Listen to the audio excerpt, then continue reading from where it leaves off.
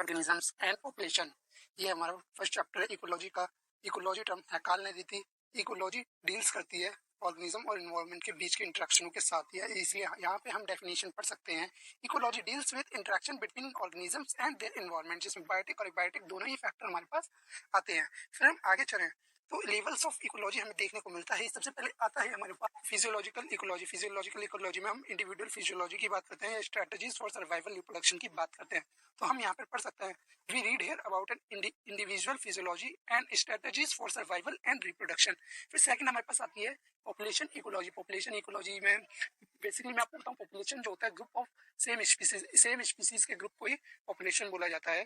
तो population ecology में हम देखते हैं organism of same species living in an area, एक एरिया में रहने वाली सेम स्पीशीज या इंटरब्रीडिंग, वही पॉपुलेशन इकोलॉजी बोला जाता है। अब कम्युनिटी इकोलॉजी क्या होती है? कम्युनिटी इकोलॉजी होती है जहाँ पे काफी सारी स्पीशीज का इंटरेक्शन हो, काफी सारी पॉपुलेशंस का इंटरेक्शन हो। तो हम यहाँ पे देख सकते हैं interaction among all species in an area is called community ecology. फिर हमारे पास आता है इकोसिस्टम।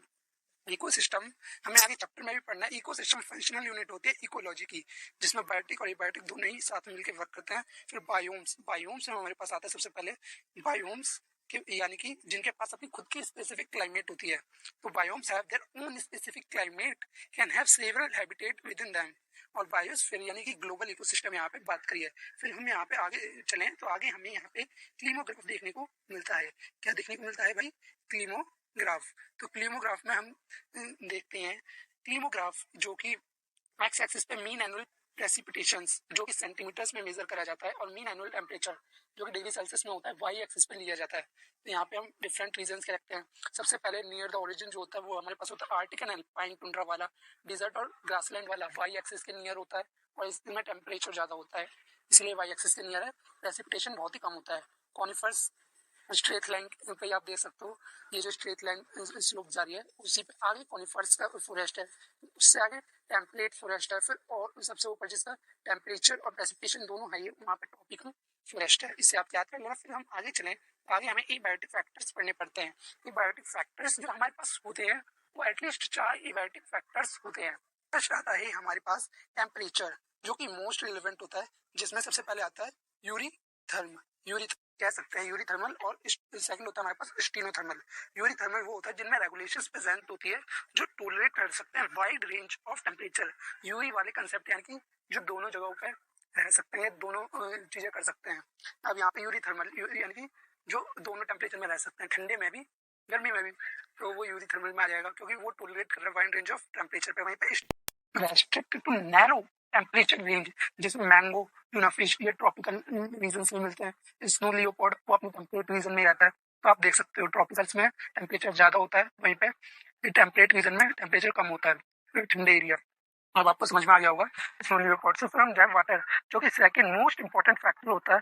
हमारी बॉडी 75% वाटर की ही कंपोज होती है। तो इसमें जो है वो aquatic organisms, following qualities of water is important. कौन कौन सी वो क्वालिटीज है जो इंपॉर्टेंट है वाटर की एक्वेटिक ऑर्गेनिजम्स के लिए? यहाँ पे आता है हमारे पास सबसे पहले केमिकल कंपोजिशन, सेकंड होता है पीएच, थर्ड होता है टेम्परेचर। ये तीनों ही मतलब कि इन तीनों की क्वालिटी इंपॉर्टेंट होती है एक्वेटिक ऑर्गेनिजम्स के लिए। अब इसमें भी हम अगर वाटर को मेजर करते हैं तो according to salinity tolerance, salinity में मेजर करा जाता है या सैलिनिटी में डिफाइन करा जाता है। तो सैलिनिटी के बेस पे देखें तो यूरी हैलाइन और स्टीनो हैलाइन। यूरी हैलाइन मतलब कि जो दोनों सॉल्ट और फ्लैश वाटर दोनों में सर्वाइव कर जाए। तो इसमें हम देख सकते हैं tolerate wide range of salt concentration. इसमें एग्जांपल होता है हमारे पास अटलांटिक स्टिंगरे, हेरन फिश और सैल्मन फिश। सैल्मन फिश जो है सॉल्ट वाटर से फ्रेश वाटर में हैचिंग करने आती है, फ्रेश वाटर में हैचिंग करने आती है और हैचिंग करके दोबारा वो सॉल्ट वाटर में लौट जाती है, यानी कि उसकी हैबिटेट में डिपेंड करता है। आप यहाँ पे देख सकते हो तीनों लाइन में बेसिकली देखा जाता है गोल्ड फिश जो कि fresh water fish, fresh water में रहती है, वो सॉल्ट वाटर में डाल दिया, सॉल्ट वाटर में गई तो मर जाएगी। तो restriction to narrow range of salt concentration in stenohaline. यहाँ पर हमने देख लिया सैलिनिटी को जो मेजर करते हैं, salinity is measured in terms of parts पर थाउजेंड, यानी कि पीपीटीज में हम मेजर करते हैं। फ्रेश वाटर की सैलिनिटी 5 से कम होती है, लेस देन 5। ओशंस की 30 to 35 रहती है, और वहीं पे हाइपर सैलाइन लगून की मोर देन 100 रहती है। इतना होने के बाद लेक के कुछ जोन है, आप यहाँ पे देख लेना। मैं ग्राफ यहाँ पे मैंने मेंशन कर रखा है नोट में ही। फिर हम आगे चलें, हमने देखा सबसे पहले टेम्परेचर, वाटर। अब हम देखते हैं लाइट। लाइट मोस्ट इम्पॉर्टेंट है, मोस्ट इम्पॉर्टेंट फैक्टर है। और लाइट डिपेंड भी करती है, मतलब कि लाइट का इफेक्ट क्या है। हमारे पास लाइट का जो सोर्स है वो हमारे पास मेन सोर्स सन है, जो ओनली सोर्स है हमारी अर्थ के लिए लाइट का, एनर्जी का कह सकते हैं इफेक्ट। और सनलाइट के क्या क्या इफेक्ट है, प्लांट्स फोटोसिंथेसिस करते हैं, लाइट की प्रेजेंस में करते हैं, और फोटो पीरियोडिज्म होता है। वहीं पे एनिमल्स में देखें तो माइग्रेशन, रिप्रोडक्शन और फॉरेजिंग पैटर्न देखने को मिलते हैं। तो यहाँ पे ये हमारा क्लियर हो गया। अब हम आगे चलें तो आगे हमें क्या क्या देखने को मिलता है आगे। फिर हमारे पास लाइट हो गया, अब आते हैं सॉइल पर। आएंगे हम सॉइल पर।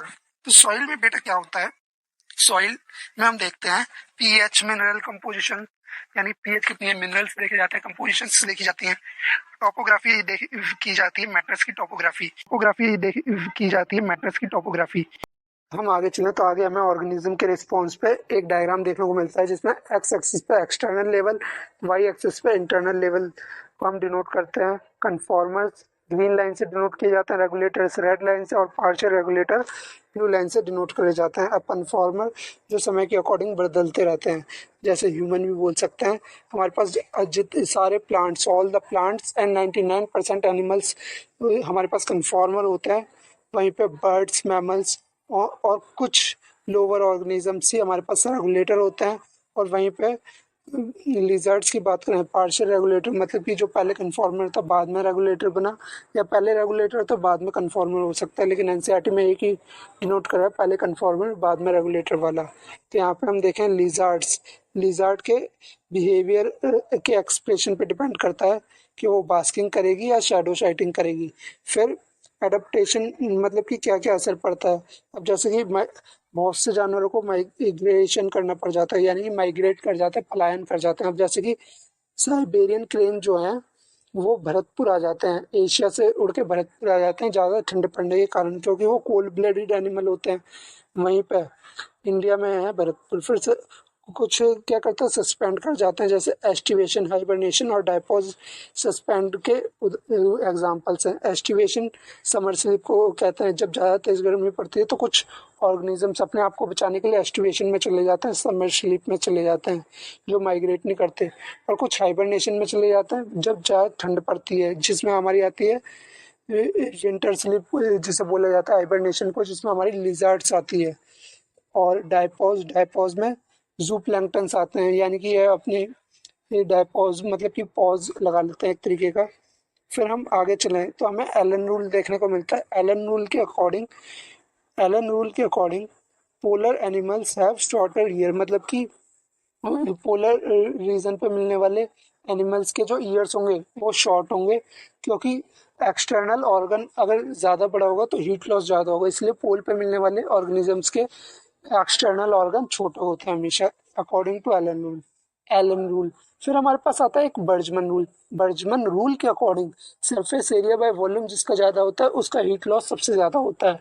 तो हम यहाँ पे देख सकते हैं, हमारे पास सबसे पहले आते हैं, क्या कहते हैं, हमारे पास आते हैं जो छोटे एनिमल होते हैं, स्मॉल एनिमल्स होते हैं, उनका सरफेस एरिया बाय वॉल्यूम ज़्यादा होता है, इसीलिए उनका हीट लॉस ज़्यादा होता है।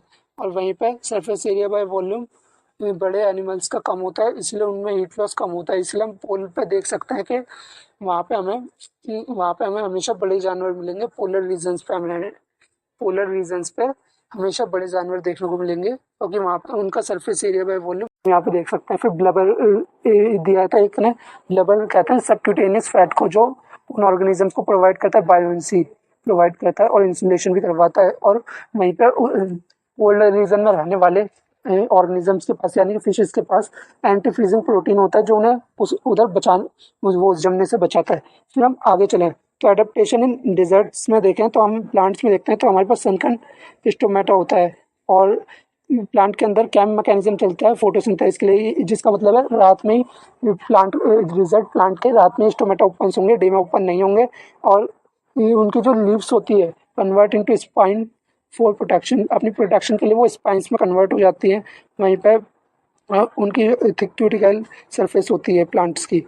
और कुछ स्टेम्स जो हैं वो फोटोसिंथेसिस करते हैं जिन्हें फाइलोक्लेट बोला जाता है। फिर हम आगे चलें तो एनिमल्स में हम देखें तो कंगारू रैट में इंटरनल फैट ऑक्सीडेशन होता है जो उसमें पानी की कमी नहीं होने देता, इसलिए वो वहाँ पे सर्वाइव कर जाती है और ये सॉलिड यूरिन को प्रोड्यूस करती है। वहीं पे आगे हम चलें तो आगे हमें देखने को मिलता है कुछ और ऑर्गेनिजम्स जो होते हैं, जैसे कि कैमल में फैट ऑक्सीडेशन होता है और वो जो उसका फैट है जिससे उसे वाटर मिलता है वो वहाँ पे भी जिससे मतलब कि कैमल में फैट ऑक्सीडेशन होता है। फैट ऑक्सीडेशन से वाटर प्रोड्यूस होता है जिसे कैमल यूज़ कर लेता है, इसीलिए उसे वहाँ पे ज़्यादा पानी की ज़रूरत नहीं पड़ती और इसका ये जो फैट है ये इसके हम्फ में स्टोर की होता है। फिर हम आगे चलें तो आगे हमें देखने को मिलता है कर्व देखने को मिलते हैं कुछ। हमें सबसे पहले तो पॉपुलेशन, मैंने आपको बताया था पॉपुलेशन यानी कि सेम स्पीसीज के ग्रुप को ही हम लोग पॉपुलेशन बोलते हैं। और यहीं पे पॉपुलेशन के काफ़ी सारे एट्रीब्यूट्स होते हैं जैसे कि birth rate, death rate, sex ratio, age ratio, ये सारे होते हैं। और पॉपुलेशन ग्रोथ के लिए हम सबसे पहले नेटिलिटी देखते हैं, नेटिलिटी भी देखते हैं, इसमें बर्थ भी देखते हैं, इमिग्रेशन देखते हैं, इमिग्रेशन का मतलब कितने अंदर आ रहे हैं। फिर एमाइग्रेशन यानी कि कितने प्लान करके अंदर आ रहे हैं, कितने प्लान करके बाहर जा रहे हैं। और फिर डेथ रेट, ये सारे डिनोट करते हैं। एंटी जो है हमारे पास एंटी नेटिलिटी को डिनोट करता है। तो हम यहाँ पे देख सकते हैं पॉपुलेशन डेंसिटी आफ्टर टाइम। तो हमारे पास पॉपुलेशन ग्रोथ रेट देखा जाए और फिर हमारे पास एक कर्व आता है जो कि होता है ह्यूमन पॉपुलेशन के एज पिरामिड्स भी जिसे बोला जाता है, जिसमें हम पोस्ट रिप्रोडक्टिव और प्री रिप्रोडक्टिव को डिनोट करते हैं। पोस्ट रिप्रोडक्टिव जो रिप्रोड्यूस करके जा चुके हैं या रिप्रोड्यूस कर चुके हैं, अब नहीं करेंगे, और रिप्रोडक्टिव जो रिप्रोड्यूस कर रहे हैं, और प्री रिप्रोडक्टिव जो आगे आने वाले समय में रिप्रोड्यूस करेंगे। पोस्ट रिप्रोडक्टिव में हम ग्रैंडफादर ग्रैंडमदर का एग्जाम्पल ले सकते हैं, रिप्रोडक्टिव में हम अपने फादर मदर का ले सकते हैं, और प्री रिप्रोडक्टिव यानी कि हम जो आगे चल के रिप्रोड्यूस करेंगे। फिर हम आगे चलें तो आगे हमें एक ग्रोथ मॉडल या ग्रोथ कर्व देखने को मिलता है जो कि एनसीईआरटी में है, पॉपुलेशन ग्रोथ कर्व जिससे फेमस है। फिर ये जो रेड लाइन है ये लॉजिस्टिक ग्रोथ कर्व को डिनोट करती है, और ये जो ब्लू लाइन है ये एक्सपोनेंशियल ग्रोथ कर्व, नहीं सॉरी ये उल्टा हो गया। रेड लाइन जो है हमारे पास, red line exponential growth curve को डिनोट करती है और blue line logistic growth curve को डिनोट करती है। तो हम यहाँ पे देख सकते हैं रेड लाइन जो है जे शेप्ड कर्व है और ब्लू लाइन जो है सिग्मॉइड शेप का हमारे पास कर्व है। तो एक्सपोनेंशियल ग्रोथ यानी कि अनलिमिटेड फूड और स्पेस होता है, तो ये आराम से रिप्रोड्यूस करते रहेंगे। और इसकी जो इक्वेशन है ये भी आर सिलेक्टेड स्पीसीज पे डिपेंड करती है। और वहीं पे लॉजिस्टिक ग्रोथ कर्व में वो के सिलेक्टेड स्पीसीज यानी कि कैरिंग कैपेसिटी पे डिपेंड करती है, इंट्रिंसिक रेट यानी आर पे डिपेंड नहीं करती है, कैरिंग कैपेसिटी पे डिपेंड करती है। तो आर की जो वैल्यू है इंट्रिंसिक रेट जो बैटल्स के लिए 0.12 होता है और 0.12 होता है नॉर्वे रैट्स के लिए, और वहीं पे 0.0205 जो है वो इंडियन पॉपुलेशन 1981 के अकॉर्डिंग है ये। फिर हम आगे जाएं, हमने इंट्रिंसिक रेट देख लिया, इंट्रिंसिक रेट की कुछ वैल्यूज़ देख ली, और फिर हम आगे चलेंगे। आगे हमें देखने को मिलता है ये जो हमारे पास एक्सपोनेंशियल कर्व है, तो हम कह सकते हैं इसका जो साइज़ होगा वो छोटा होगा लेकिन पॉपुलेशन डेंसिटी इसकी सबसे ज़्यादा होगी। तो यहाँ पे हम देख सकते हैं, और इसका एग्जांपल जो आता है हमारे पास, उसमें हमारे पास आता है इंसेक्ट आ गए। इंसेक्ट यानी कि छोटे जानवर ही आते हैं, छोटे स्मॉल इंसेक्ट टाइप आ जाएंगे, आर्थ्रोपोड्स आ जाएंगे। और वहीं पे लॉजिस्टिक ग्रोथ कर्व में बॉडी साइज जो है वो ज़्यादा होगा,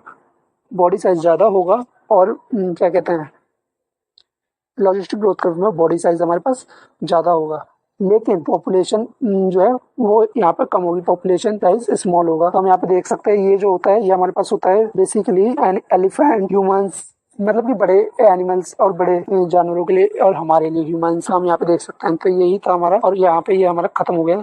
थैंक यू। अगर आपको वीडियो अच्छा लगा तो लाइक शेयर करें और चैनल को सब्सक्राइब करें। Thank you for watching.